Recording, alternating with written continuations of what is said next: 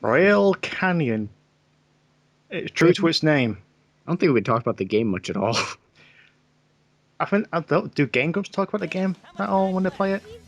I know, and people hate them for it most of the time. Yeah. Well, that's how it should be at Well, least. when I'm doing solo Let's Plays, I try to talk about the game. I talk about the game and anything in general that comes to my mind. But it's pretty hard to when you're on your own. It is.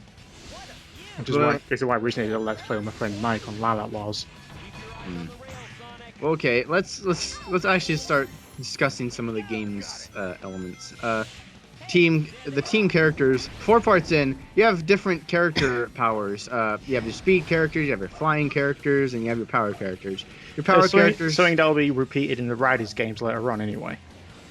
Not in like a team aspect, but more in a general stats sense. But the general speed, power, fly.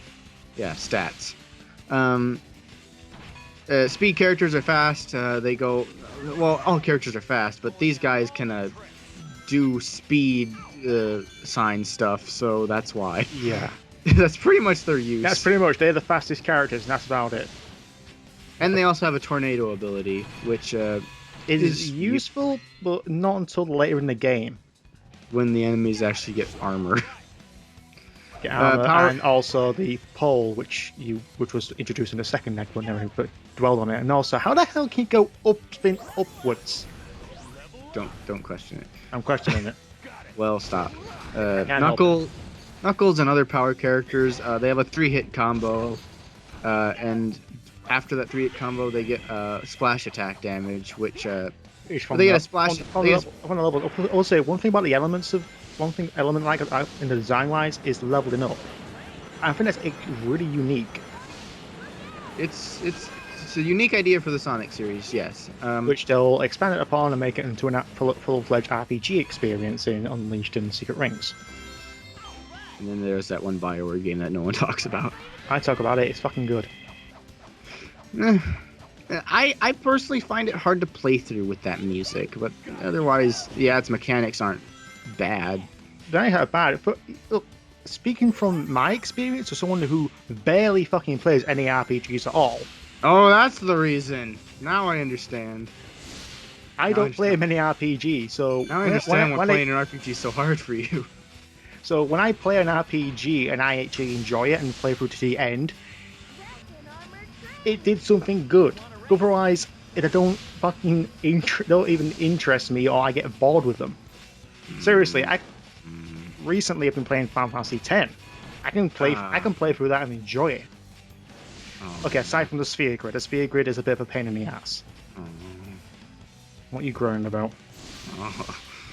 You're gonna play Final Fantasy X, but you can't play a Western RPG that's good, like KOTOR or Dragon Age. I don't follow this. But yeah, leveling up. Well, what about Fallout? Because that's technically an RPG. It's not an RPG in the traditional sense. You do have leveling up, I'll give you that, but it's more FPS RPG hybrid. I'm talking about, like, pausing the game, selecting what you're gonna do and stuff like that, which I can understand some people don't like it, but come on. I don't know. It's just something about some Western RPGs. I'm not saying they're bad. Are not particularly engaging for me. Mind you, Final Fantasy X, I enjoy that a lot more than I do like Final Fantasy. I have no fucking clue what happened. I really don't. Sonic attached to the grind rail.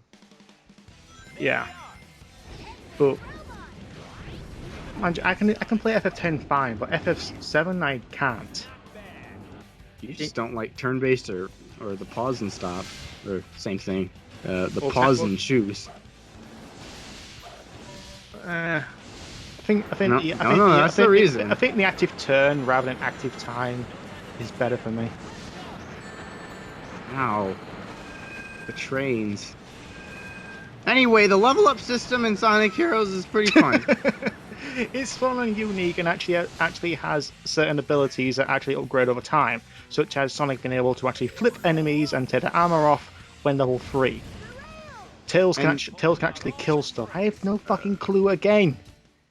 Anyway, Tails also and other flying characters can fly, and they have a little stun attack that eventually graduates to a kill attack. Yeah, and also, if both characters are incapacitated, you can have a special attack. Tails and Rouge throw dummy ring, so guess where that came from? Sonic Adventure. I have no fucking clue, but the point is, because of this game, is why his attack is the dummy rings in 06. Charmy Said if stings you know people, that. him uses a hammer. So, Throwing rings instead of that tail attack thing he did. That was dumb. yeah. Again, well, a lot of people say, wouldn't Tails' tails just be, broken after hitting something? He flies with them. They're probably stronger than Sonic's legs. Let's not overthink this, guys. Come on. Who cares if his tails can attack people? A lot of people are concerned about how can Tails fly when his tail fuck it. Because you're really overthinking this, guys. No, you're thinking, if that's going to be a Blue Blur episode, I'm thinking, okay, it's because one of them isn't attached. Or his ass is robotic. Maybe. There's thousands of theories out there. Only one can be right. Bullet Station. Fuck this level on Team Dark. In general, I don't like the rail station levels, or the rail canyon levels, because they're just too raily. That's a word, right? Raily? It is now.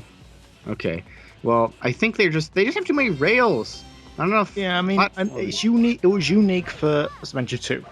Here, having one level dedicated entirely to it is overkill.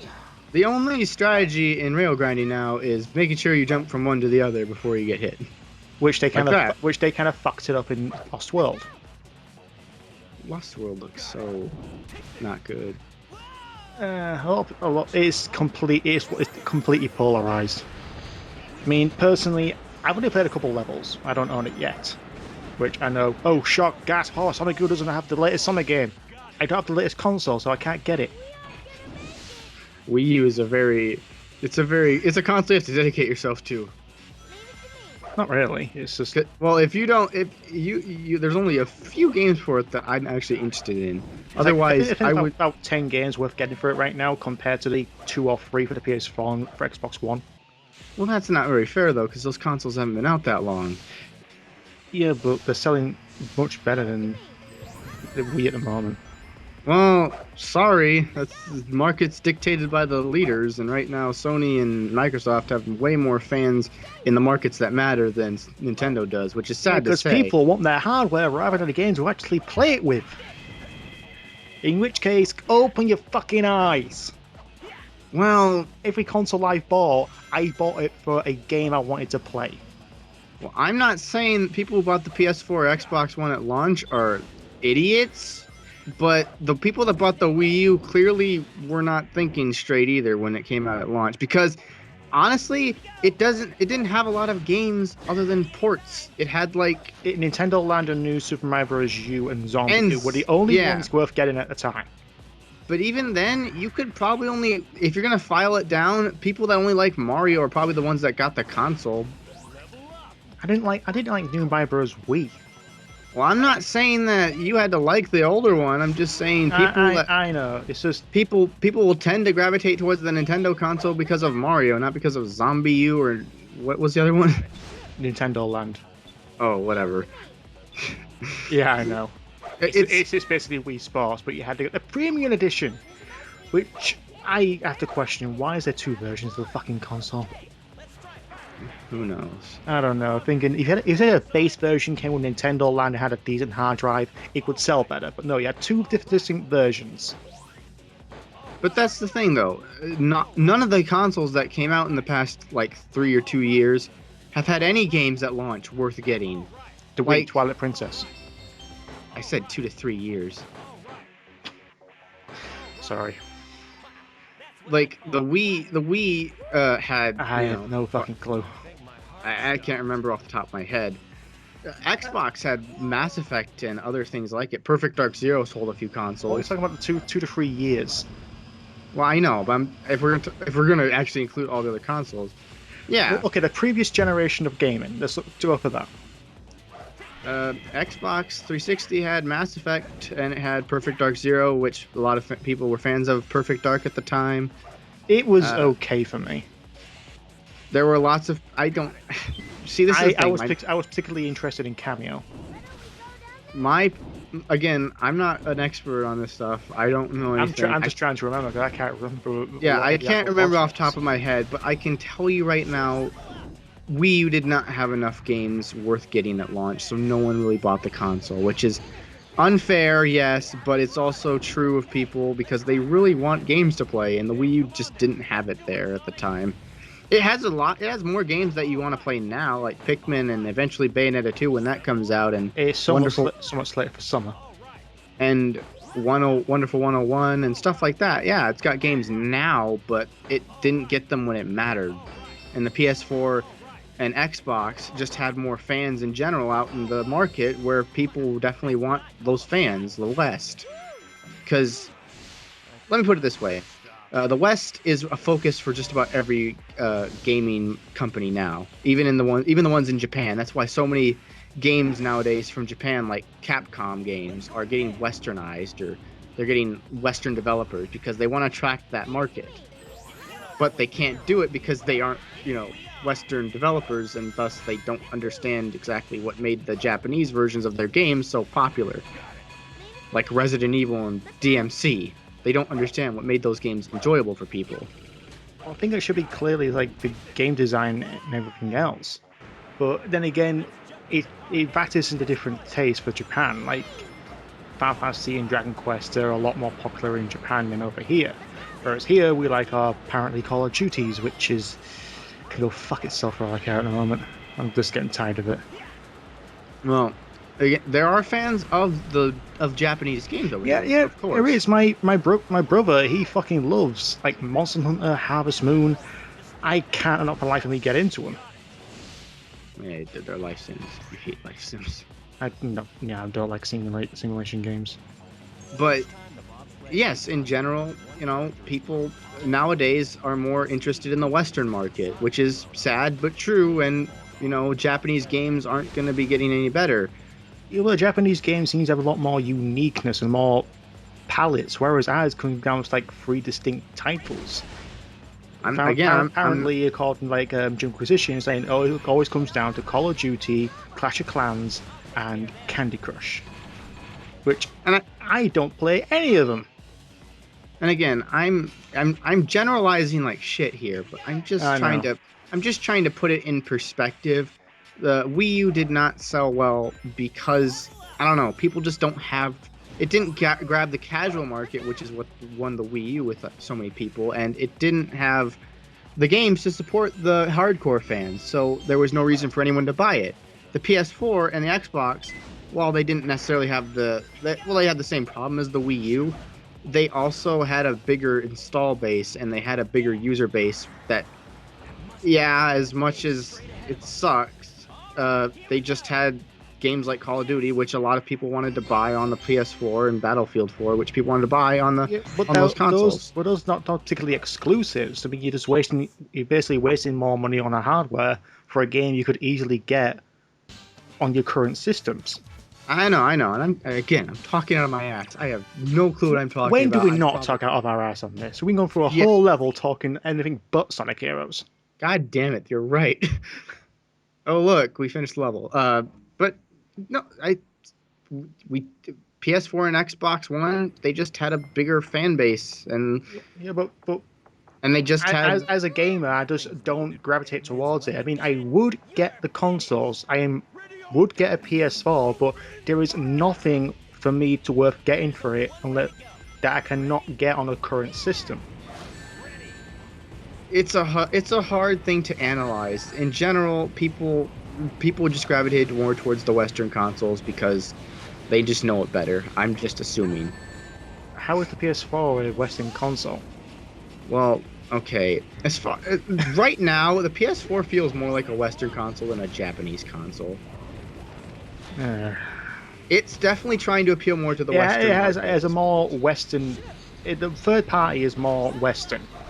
Plus, there were more Western. There were more American, English people advertising the PS4 than there were the actual Japanese people, Japanese developers that actually made the console. I have no idea what happened, and the camera just got kind of confused. Egg Albatross. I don't like this boss. Yeah, It's not, it's not the worst, but it's just like I don't like any of the bosses in these games, in this game in general. They just don't. They're just the same thing. Metal Madness is pretty much decent for me. Chase the boss on this long pathway like it's Sonic Unleashed. Or well, that's basically what all the bosses are, actually, except pretty for the much rival like, fights. look, it's speed. You can run towards them. Okay, it was kind of unique when the first time you did it in Sonic Advance 2. In an area where you can pretty much die, it's not well designed. Yeah, I don't know. And I die from a bullet. What that was like the Sonic. What was that one game with the ugly ass Sonic cover? There's only one way to go. That hat that looked almost exactly like that. Is it Sonic 3D? Yeah. Yeah. It looks really weird. I think it's the European Sonic 3D. His quills just going up like that as he dies reminds me of the Sonic 3D picture from Yeah, Sonic 3D Flicky's Island. Yeah. That was fun. I will still say it's not actually a bad game. It's just a bit padded, I'd say. Oh, this boss. Yeah, I don't. It's easier for me when I do it later as Team Dark. I have no idea why. Yeah.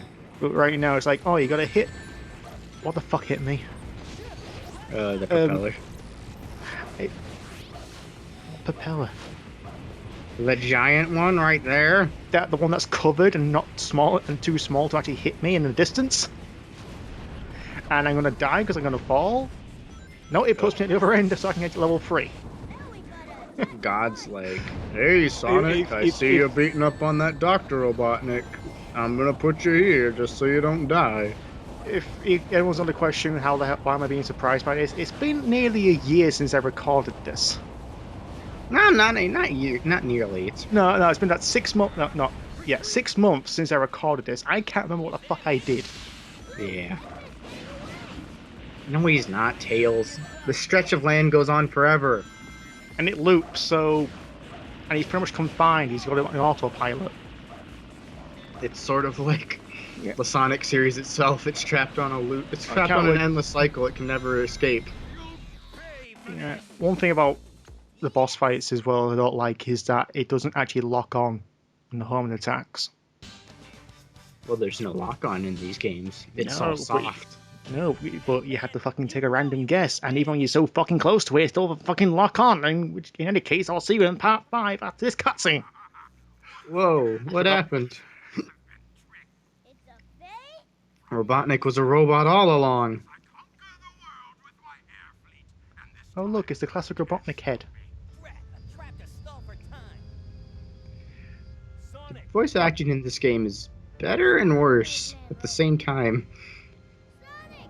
Like, clearly they got better voice directors, but what the hell? Things has got interesting. I can't follow that up. See you in part 5.